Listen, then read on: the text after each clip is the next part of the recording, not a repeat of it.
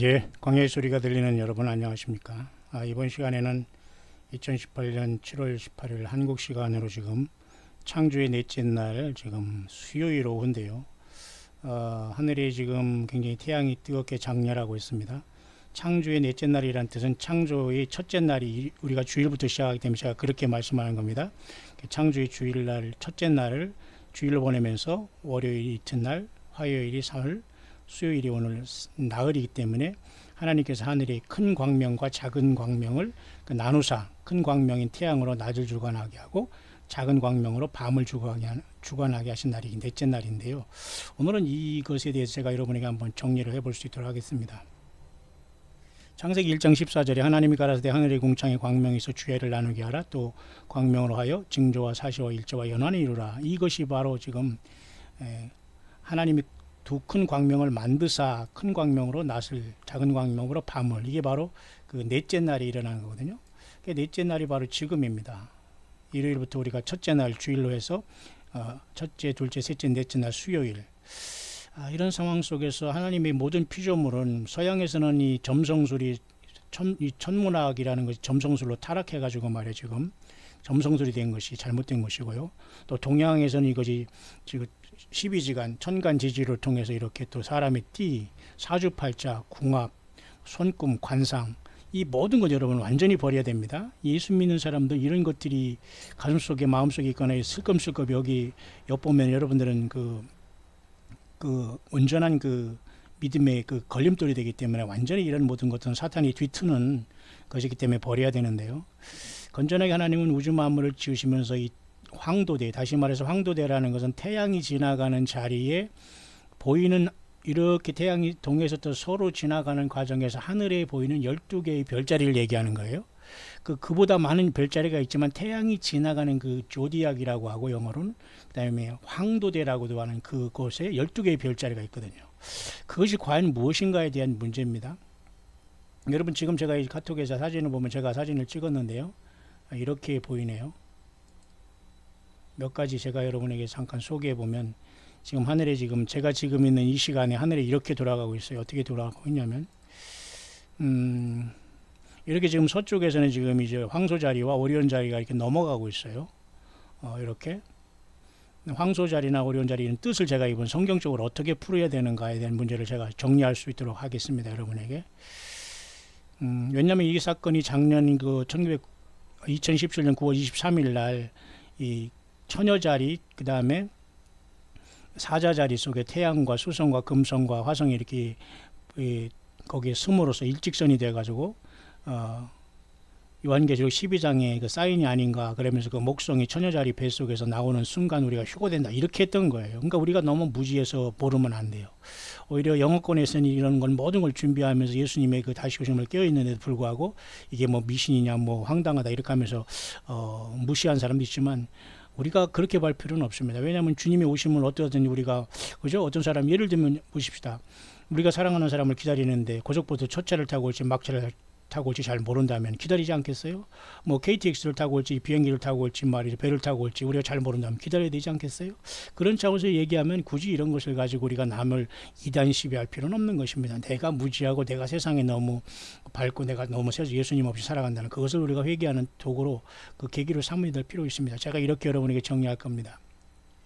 그래서 우리는 이런 것들을 보면서 이렇게 정리할 수 있는데, 보십시다. 지금 하늘을 봐도 여러분 제가 이게 백주의 대낮이지만 달이 여기 또 있고 금성과 수성이 태양을 중심으로 같이 넘어가고 있어요.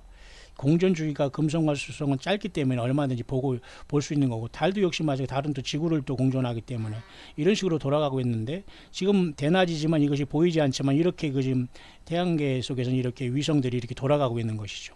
눈에는 안 보이지만 이렇게 태양도 지금 이렇게 떠 있어요. 지금 제 머리 위에 이렇게 제가 지금 찍은 겁니다, 이것을.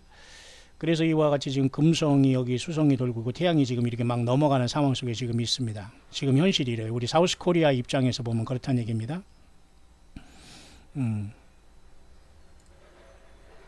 이렇게 지금 태양이 있습니다만 태양을 따라 수성과 금성에 따라서 이렇게 넘어가는 이런 상태가 지금 되고 있는 겁니다. 뿐만 아니라 서쪽에서는 지금 현재 이렇게 목성이 올라오고 있어요. 이 앞에는 당연히 뭐가 있어요? 그러면 처녀자리가 있는 겁니다. 처녀자리에서 목성이 나와서 지금 여기까지 도달하고, 이 앞에는 또 지금 뭐가 있냐면 그 천칭자리 리브라가 있기 때문에, 천칭자리의 네모진 속에 첫째 번째 여기에 속해 있기 때문에 하나님의 보좌를 상징하는 어떤 그 생물이 하나님 보좌 있지 않습니까? 요한계시록. 거기 때문에 교회가 만약에 여기서 나와서 지금 진행할 수 있다면 하나님의 보좌에 이르기 때문에 주님을 만날 시간이 가까이 오지 않나, 그렇게 보는 거예요. 그것이 맞다 틀리다를 떠나서 여러분 이해 가시죠? 자, 그런 상황 속에서 제가 과연 이 하늘에 나타난 이러한 모든 사인들이 과연 성경적으로 어떻게 볼 수 있는가, 이 시간 잠깐 여러분에게 정리하려고 합니다. 원래 성경을 보려면 제가 이 시간은 예레미야 끝난 다음에 예레미야 애가를 지금 제가 다루고 있는데요.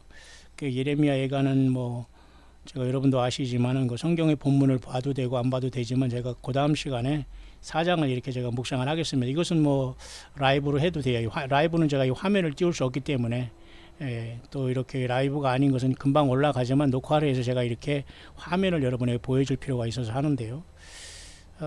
그런 차원에서 지금 하늘에 이러한 별자리 문제를 어떻게 복음으로 정리할 것인가. 일단 여러분 영어가 좀 되시는 분은 인터넷상이나 아마존닷컴에 이미 하늘의 별 속에 나타난 복음이라는 이 책이 나와 있어요. 그래서 저는 뭐 이것을 읽을 필요는 없고 안 읽어봤습니다만, 핵심은 그겁니다. 이게 보면은 이렇게 많은 그 별들을 통해서 나타내주는 어떤 언어를 통해서 하나님은, 그죠? 이 작가는 하나님이 어떤 진리를 나타내는데요.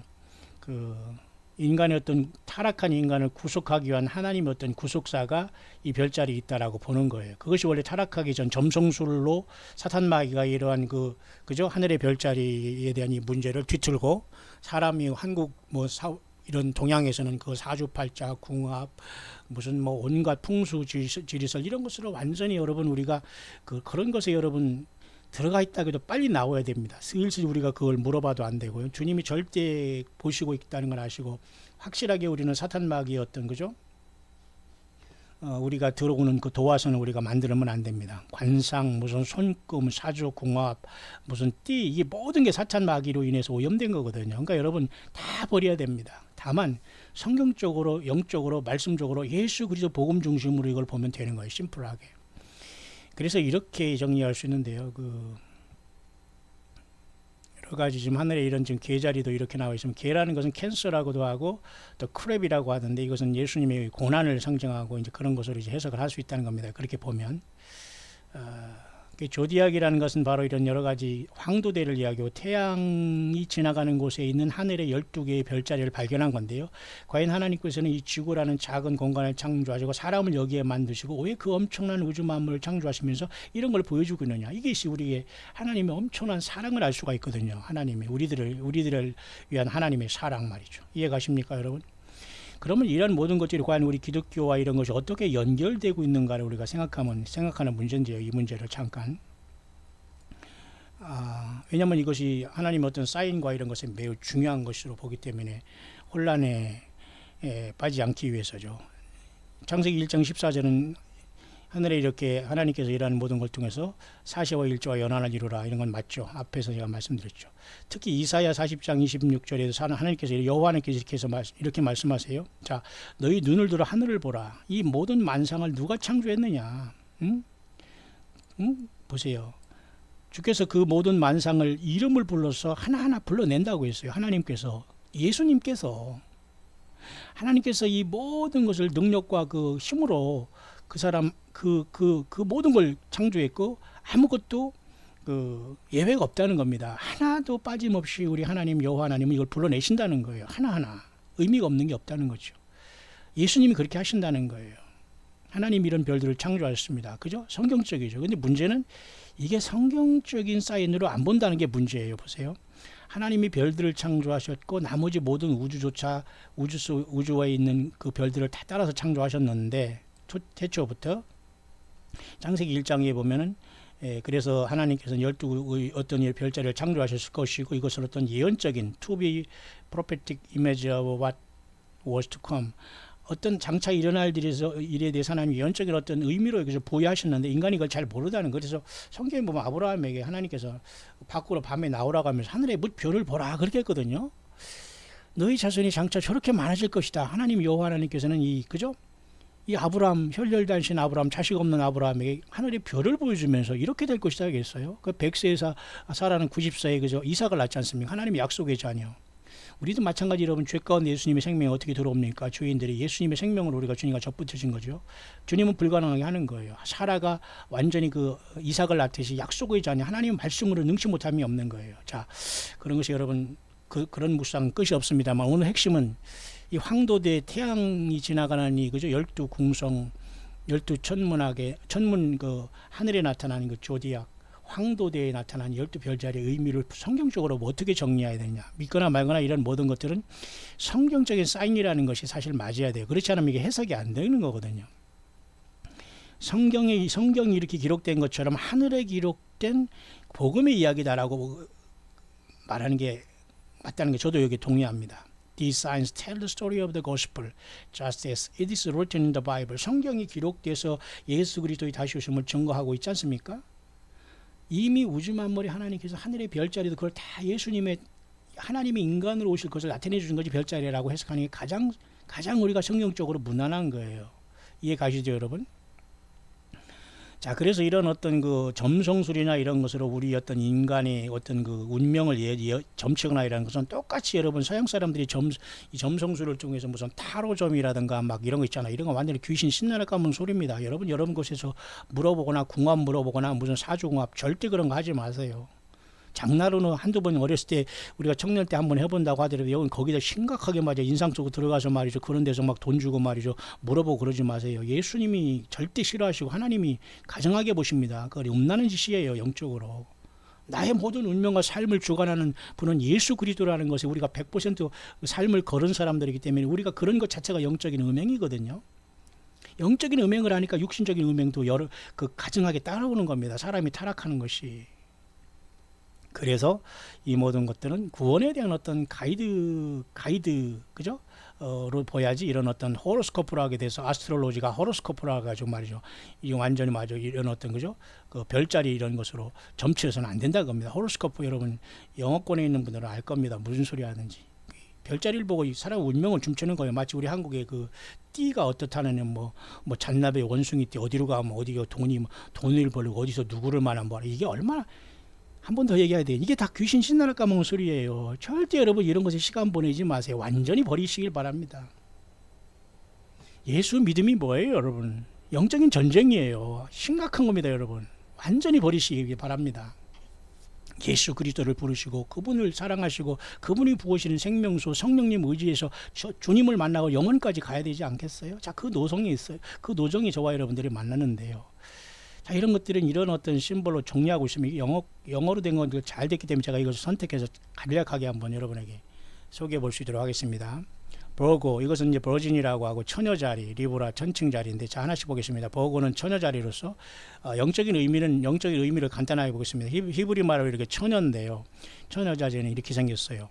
그러면서 이건 순결한 처녀를 통해서 하나님께서 인간으로 오신다는 뜻입니다. 창세기 3장 15절이 기록되기 전에 벌써 이렇게 우주 만물을 하나님께서 다 기록해 놓고 있잖아요. 물론 창세기 때 우주 만물이 창조됐다면 그 뒤에 창조된 것이지만은 우리는 하나님의 그 오묘한 그 영원 세계를 알 수가 없거든요.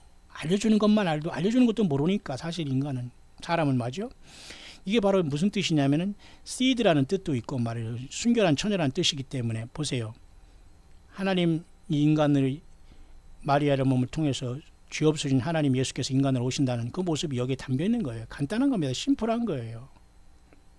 그래서 이사야 7장 14절에 보라 처녀가 하나님께서 주께서 친히 징조를 주시니 보라 처녀가 잉태 아들을 낳으리니 그 이름 임마누엘이라 하라. 그 말이 여기에 이제 적용이 되는 겁니다. 다른 곳에도 이렇게 많이 이렇게 적용이 돼 있지만 여러분 이해하시죠? 그렇게 보는 겁니다. 근데 많은 사람들이 이것을 이제 뒤틀렸기 때문에 모르는 거예요. 두 번째, 12개 중에 두 번째입니다. 리브라, 이건 Scales of Justice라고 공평의 저울이라는 것으로 이것은 마치 사법계를 얘기하듯이 어떤 천칭자리라고 하죠. 리브라. 자, 이건 어떤 뜻이 있는가? 복음적으로. 이건 어떤 그 재단이라는 뜻이 있고 어떤 것을 이렇게 측량한다는 뜻이 있다고 하네요.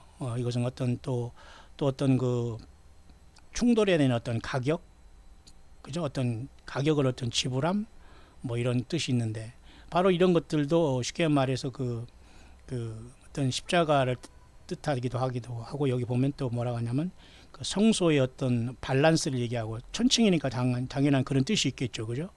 이게 엄청난 뜻이 많이 감춰져 있는 겁니다. 그러니까 우리가 이걸 복음적으로 볼 때 말이죠, 성경에 이렇게 신명기 25장 13절 16절에 그죠?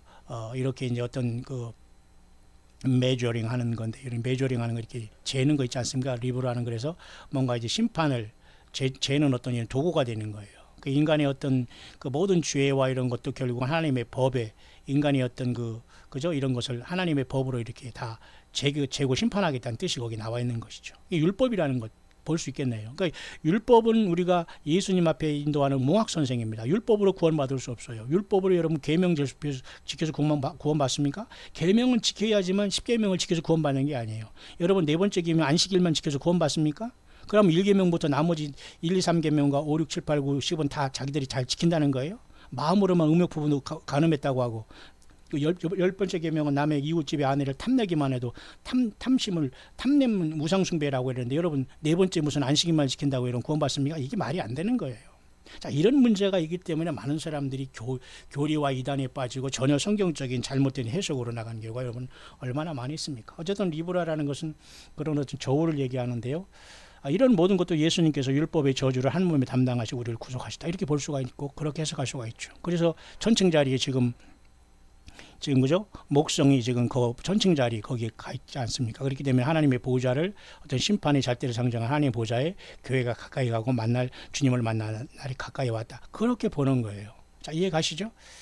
자, 세 번째 스콜피오라는 것은, 스콜피온이라는 거 아시죠, 여러분? 스콜피온이라고 해서 이건 말 그대로 전갈 자리라는 거 아시죠? 전갈 자리.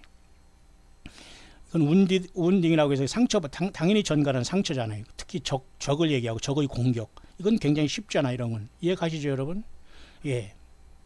결국 이것은 상처받는다는 뜻으로서 예수님께서 이 땅에 와서 십자가의 순환을 당한 뜻 볼 수 있는 거죠. 이것은 고통과 이런 치명적인 상처를 얘기하는 거죠. 그러니까 여자의 후손과 뱀의 후손이 싸우는 속에서 이 전갈 자리가 여기 들어와 있다는 거예요. 사탄마귀, 악한 영이, 사탄마귀는 계속해서 하나님이 인간을 오셔서 인간을 구원받지 못하게 할 것이라는 걸 이게 나타내 주고 있는 겁니다. 그죠?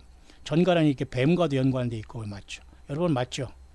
자, 이렇게 풀어지는 겁니다, 성경은. 그러나 하나님께서는 결국은 마귀 사탄이 그 머리를 쳤습니다. 예수님이 십자가에 죽으심으로. 그래서 그를 끝내버렸고, 그 사탄의 머리를 깨부신 겁니다. He will be victorious over 사탄이라는 뜻이죠. 아무리 전갈이 날일 쳐도, 그죠?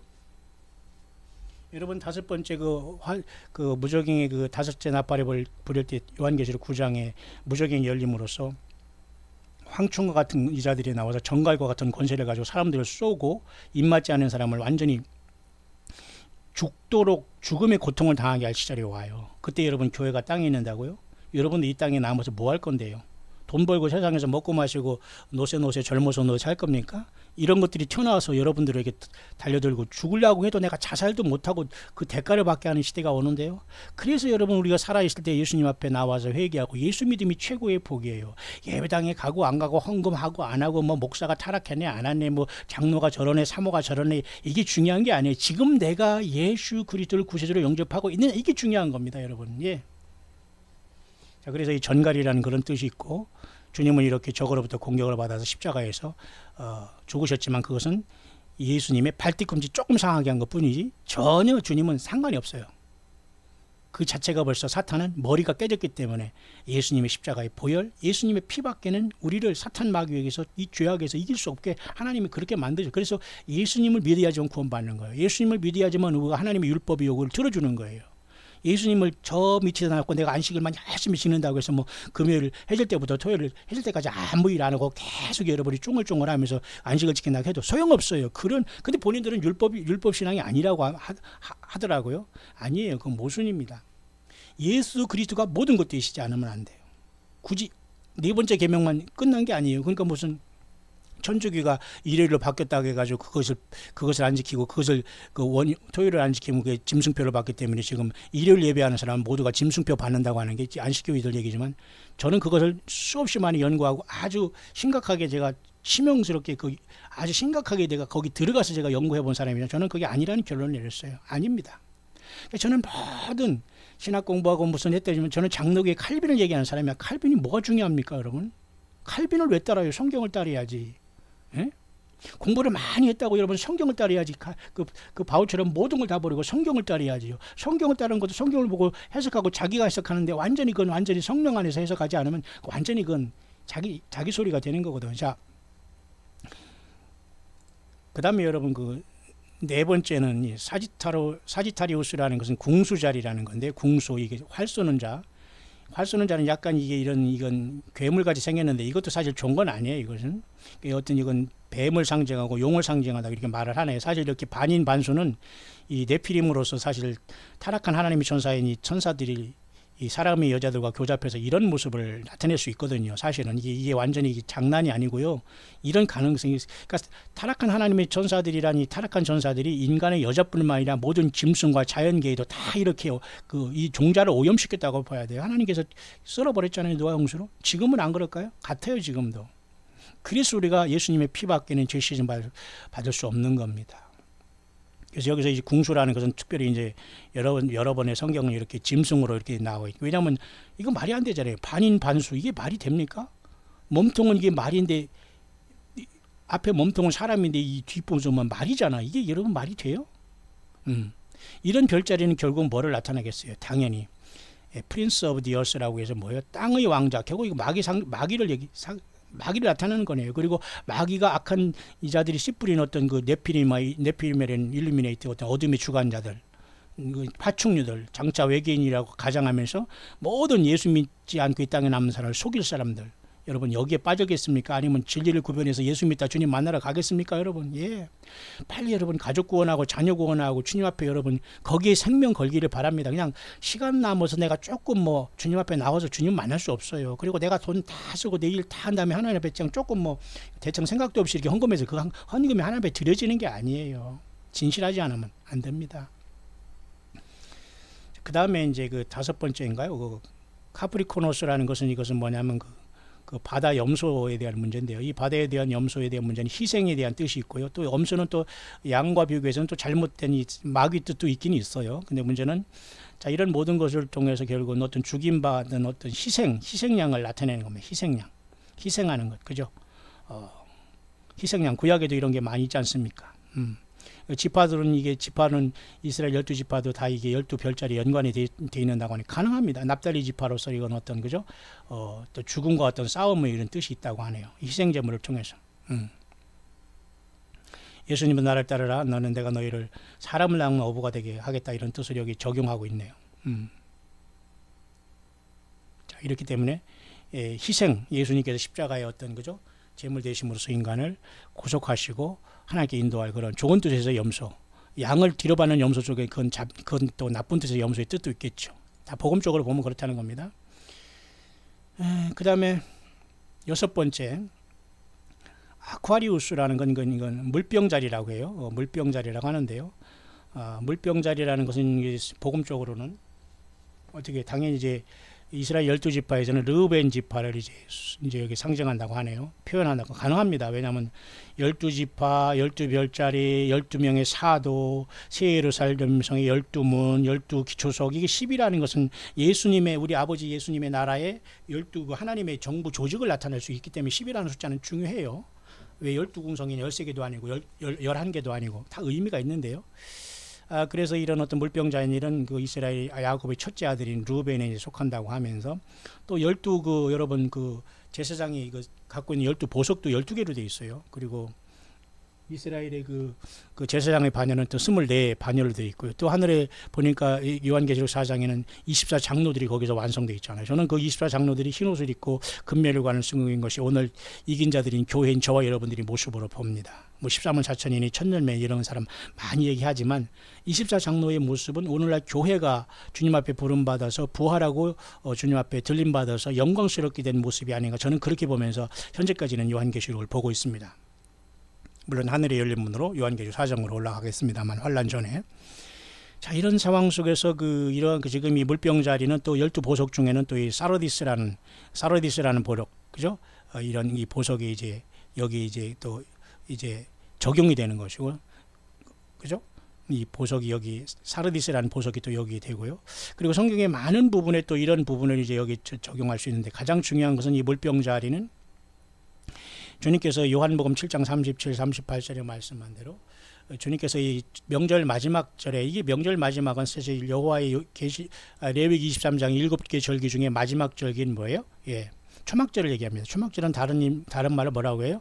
예, 장막절, 수장절 같은 말이에요. 마지막 절기고 9월달에 오고, 이번에 여러분 우리나라 9월 24일 추석과 똑같이 초막절이 겹치는데, 그래서 제가 그로부터 일주일간 지키는데, 그것이 일주일간 저들이 이제 마지막 초막을 지으면서 하나님의 그 애굽에서 출애굽한 걸 기념하는데, 이것은 결국은 뭐냐면 예수님께서 이 땅에 오셔서 세울 천년왕국을 상징하는 거거든요. 모델이거든요. 그리고 7일 다음에 8일째 쉐미니 에레치라고 해서 완전한 모든 그 명절을 마치게 되는데, 7천년의 마지막 그 천년왕국이 지난 다음에 8천년부터는 무궁세가 열린다. 또 그렇게 볼 수가 있어요. 쉐미니 에레치의 8일째 의미는. 여러분 이해가십니까? 잘 들으셔야 됩니다. 여러분, 굉장히 모든 게 하나하나 굉장히 중요한 소리를 제가 여러분에게 많이 이렇게 하고 있는데요. 어쩌든 여러분들 성령 예수님의 영의 인도하심을 따라서 잘 알아듣고 예수님을 더욱더 생명내 걸고 사랑하고, 이 싸움에서 여러분 지면 안 됩니다. 예수 믿음 그 자체는 영적인 싸움이고 승리의 길입니다.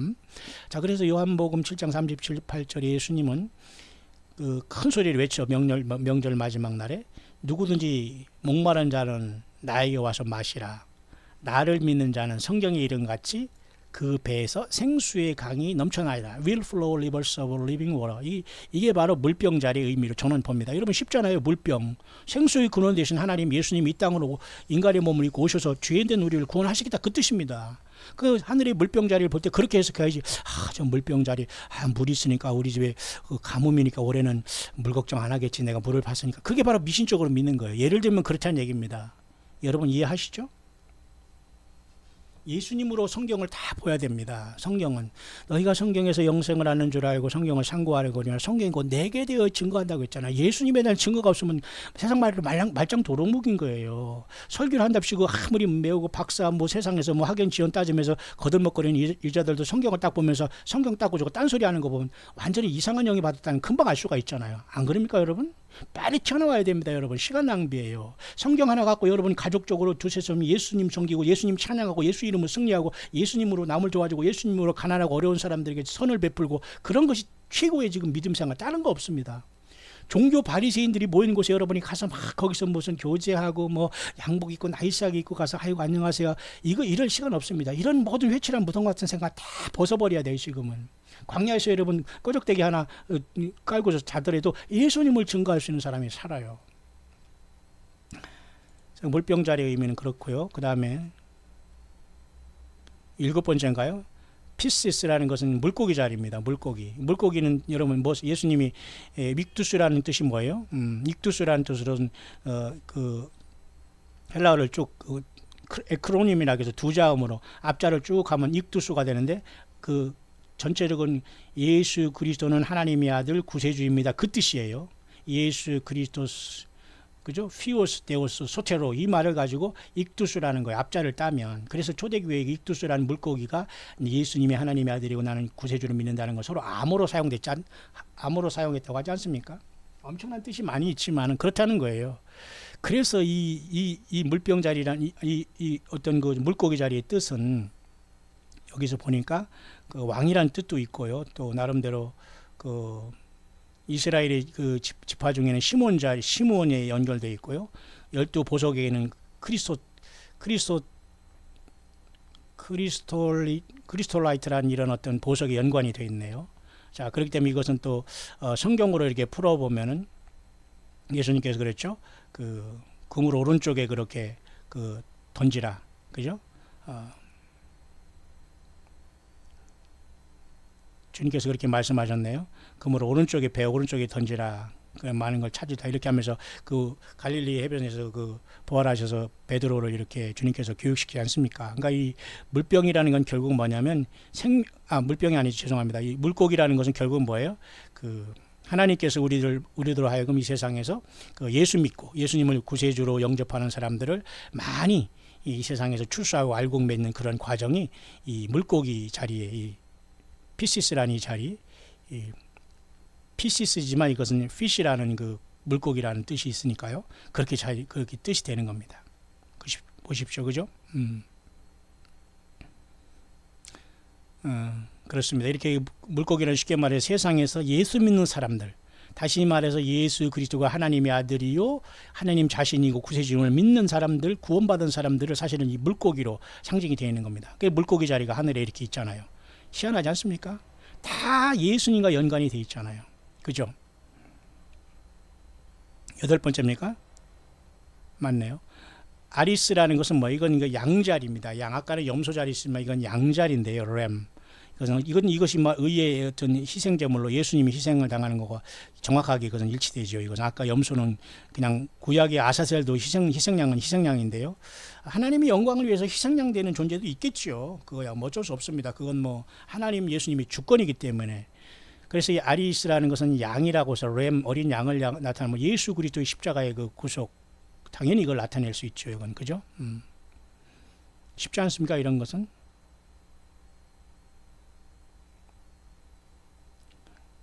이런 식으로 해서 그래서 이 많은 성경을 이렇게 다 연결하고 있으면 간단합니다. 양자리는 희생양이신 예수님, 보라 세상 죄를 지고 하는 하나님 어린 양이다. 이게 양자리를 보면 그걸 생각하면 되는 겁니다. 맞죠? 그 다음에 여러분 9번째입니까? 맞죠? 9번째. 이것은 타우루스라는 것은 아까 얘기한 황소자리입니다. 황소자리. 오리온 자리 앞에 있는 이 황소자리인데요. 불이라고도 하고 이런 불 막 들여봤네요. 리더라는 뜻이 있고 말이죠. 이것은 또 다른 뜻으로는 이렇게 셰퍼드라는 양측이라는 뜻이 있네요. 요한계시록에 보면 1장 20절에 보면 말이죠. 그 7별 예수님의 그 오른손에 7별의 비밀, 그리고 7금초대의 비밀, 그 다음에 그런 말씀하시면서 7별은 7교회의 사자요, 7금초대는 7교회니라. 예수님께서 이렇게 말씀하셨어요. 이 문제에 대해서. 그러면서 여기서 지금께서 이 황소라는 뜻은 여러 가지 뜻이 여기 있는데요. 머리, 또 무슨 우두머리, 이런 많은 뜻이 있는데요.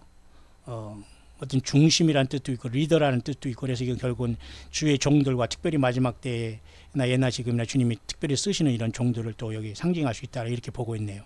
특별히 이것은 그죠? 셰퍼드라는 목자, 예수님의 종들 뭐 이렇게 표현할 수 있네요.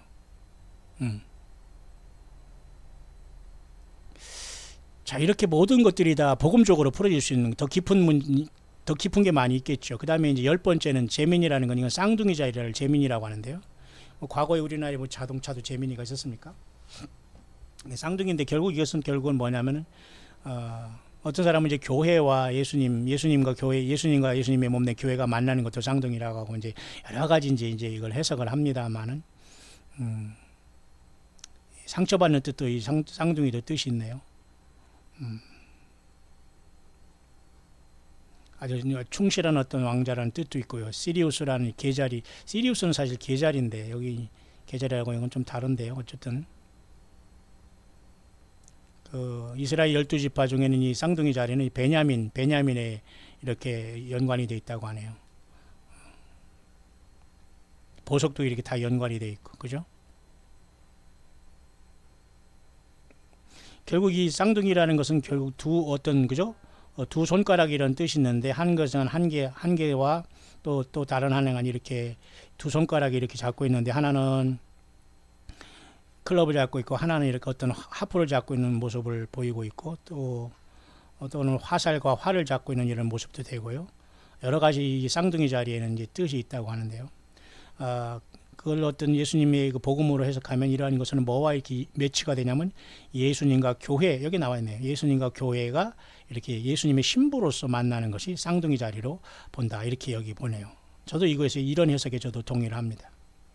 진정한 그래서 결혼이라는 것은 하나님, 예수님과 우리 교회의 만남, 쌍둥이 같이 이렇게 쌍둥이 자리로.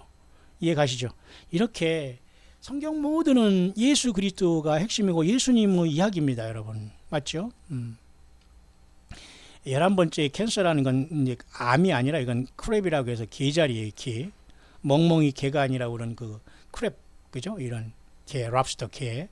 이것도 약간 이제 좋지 않은 모습을 하고 있어요. 좀 흉측하기는 한데, 이런 것도 결국 어떤 영적인 뜻이 있는데, 그건 붙잡다는 뜻이죠. 개의 이런 어떤 이런 손잡이 같이 생긴 이런 걸로.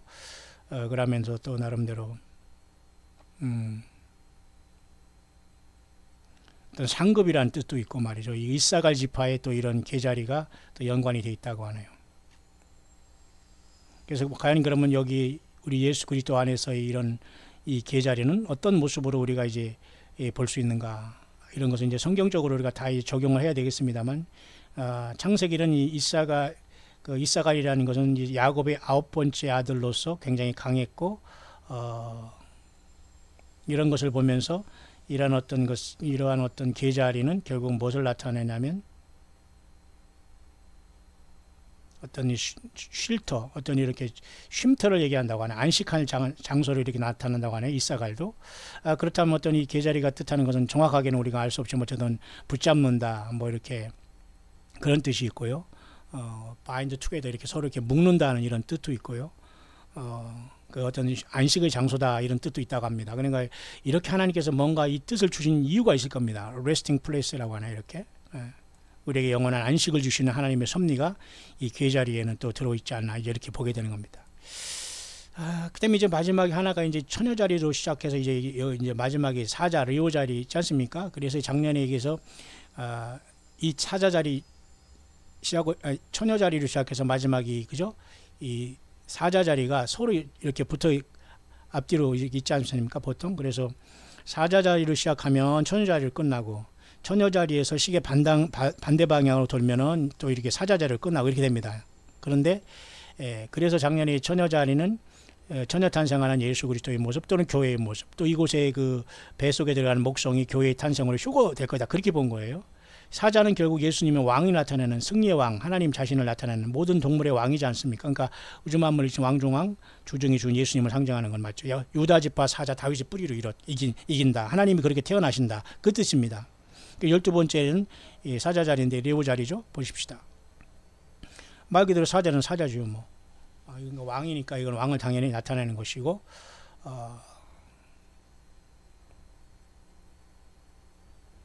이런 것을 통해서 유다 지파 사자 다윗의 뿌리로 오셔서 예수님이 인간을 구속하시고 인간을 영원한 세계로 데려가실 것이다. 그리고 이 땅은 물론 그 전에 천년왕국 오겠지만 말이에요. 그래서 결국은 이런 것도, 사자는 결국은 예수 그리스도의 왕 대신 예수님의 탄생을 얘기하는 거예요. 여러분 마태복음이 여러분 사자복음 아닙니까? 뭐의 사자는 왕을 나타내는 거 아닙니까? 그러면 구약 하나님의 그 요한계시록 4장에 네 생물이 예수님의 보좌를 둘러 지키고 있지 않습니까? 24장로가 또 있고, 예, 그 네 생물 중에 하나가 모습이 사자같이 생겼잖아요. 그 사자는 왕을 상징하는 거죠. 그러니까 사자 자리는 뭐예요? 모든 게 왕이신 예수님이십니다. 왕중왕, 주의 주. 어디 감히 예수님과 어깨를 나란히 하고 여러분 같이 놉니까? 있을 수 없어요. 예수님이 인간으로 왔다고 여러분 인간을 친구 삼아주고 내가 너를 사랑한다 하니까 예수님 앞에 무릎 꿇고 경배하지 못하고 예수님 같이 맞먹는다? 있을 수 없는 겁니다. 그러니까 모든 사람들이 시건방을 떨면서 예수님 잠깐 내려가시면서 예수님 자리에 와가지고 지가 선지자니 지가 종이니 막 하면서 예수님 집에 가세요 하면서 자기가 다 예수 노릇하는 거예요. 그러니까 엉망진창인 거예요. 똑같이 IQ 우리보다 좀 낮은 사람들이 거기 가서 막 리더를 하다 보니까 엉망진창이 된 거예요, 세상에. 그게 아무나 지도자가 되라고 하지 말라겠잖아. 너희는 다 형제요 자매다. 하나님 예수님을 믿으면 다 형제요 자매요 사랑하며 살아라고 했지. 거기서 무슨 키가 네가 크니 작으니 네가 공부를 더 했느니 네가 어디 저기를 출신이니 네가 어디를 나왔느니, 이게 말도 안 되는 소리. 이게 다 쉽게 말해서 요한계시록 보면 그게 다 드러나는데요. 이게 바로 니골라당의 행위를 미워한다고 예수님 말씀하셨잖아요. 니골라당의 행위. 그 니골라당 행위라는 그 기가 막히게 주님께서 이 모든 것을 성경에 다 이렇게 말씀해 주셨는데 말이죠. 그 니골라당의 행위를 굉장히 예수님은 미워하신다 이렇게 말씀을 하셨지 않습니까? 특히 그죠? 에베소 교회 보세요. 니골라당 행위를, 니골라는 초대교회 7지사 중에 똑똑한 사람이었나 봐. 근데 나중에 타락하니까 저가 당을 져가지고 지가 다 한다고 다 하다가 이거 하나님 버려버렸잖아요. 마치 그 고라당의 폐역같이. 니골라당은 뭐예요? 그냥 니골라 된다 겁니다. 니골라 안다 그 말이에요. 발음을 좀 세게 한번 해보십시오. 니골라잖아요. 니골라 안다 그 말이에요. 아니 예수님 왜 지가 예수 행세라고 예수님을 제쳐놓고 자기가 뭐 성경 읽어주고 설교한답시고 엉뚱한 소리 하니까 사람들이 영이 성장 안 되고 10년, 20년, 30년, 40년을 목회하고 키워놨으면 뭐합니까? 예수님 증인 하나 없고 예수님 나가서 선교하는 사람 없고 순교자 하나 안 나오고 그게 무슨 목회고 무슨 그게 자랑입니까 여러분? 그럴 바에는 내가 혼자 선교 있고 내가 선교의 광야에 나가서 내가 평생 주님을 증거하면서 살아가는 거예요. 한 사람 전도 제대로 못했다고 하더라도 내가 예수님의 이름을 지키면서 믿음 지키고 예수 외에는 나는 없다. 그 믿음 지키는 것도 선교입니다, 여러분. 여러분 현실과 현장에서 얼마나 여러분 세상이 여러분 복잡하고 여러분 웃기게 돌아갑니까? 예수 그리스도가 길이요 진리요 생명이세요. 잠깐 여기 니골라들 찾아 여기까지 왔습니다만 어쨌든 그 예수님이 바로 이런 예수님만이 사자는 그 예수님을 나타냄으로써 하늘 보좌에도 사자같이 생긴 그 네 생물 중에 하나가 지키고 있지 않습니까? 그래서 사자 자리는 결국은 뭐예요? 예, 왕 중 왕, 주 중의 주 이렇게 되는 겁니다. 많은 무슨 영화나 이런 것들이 다 이런 것을 통해서 여러분 많이 영화 여러분 나온 거 있지 않습니까? 이 사자 아슬란 뭐 어떤 뭐 이런 거 있지 않습니까? 뭐 그 무슨 영화도 있지 않습니까? 레오를 사자로 해가지고 자 이렇게 모든 것이 비꼬아 있지만 핵심은 그거예요. 이 12자리 하늘의 별자리를 볼 때 우리는 예수 그리스도 하나님이시고 그분이 인간이 되셔서 양으로 어린 양으로 희생되고 왕으로 다시 오신다. 우주 만물은 예수님이 창조하셨고 예수님이 주관하신다. 사탄 마귀 너는 까불지 마라 그겁니다. 반드시 너는 불못으로 간다. 그렇기 때문에 인간들은 거기서 돌이켜서 회개하고 예수님께 나아오라. 누구든지 오면 예수님의 피로서 죄사함 받는다. 새 생명 준다. 성령 받는다. 성령이가 동행한다. 그 뜻입니다. 복잡해 보이는 그 12별의 그 황도대에 나타난 12개 별자리만 볼 때 그렇게 하늘에 나타난 그죠? 복음으로 우리가 읽어야 됩니다. 이것을 가지고 사람이 운명을 줌추고 막 이러다 보니까 사탄 마귀가 비웃게 되고 사람을 갖고 놀게 되는 겁니다. 자, 여러분 조금 이해가 되셨습니까? 다시 오시는 예수님을 깨어 있어서 이 귀한 예수님을 생명 내걸고 사랑하시다가 우리 주님 앞에 마지막 날발에 변화받아 영광의 몸으로 주님 앞에 부름받을 수 있는 최후 승자들이 될 수 있게 되시기를 우리 광야의 모든 동역자들에게 예수 그리스도 이름으로 간절히 축원드립니다.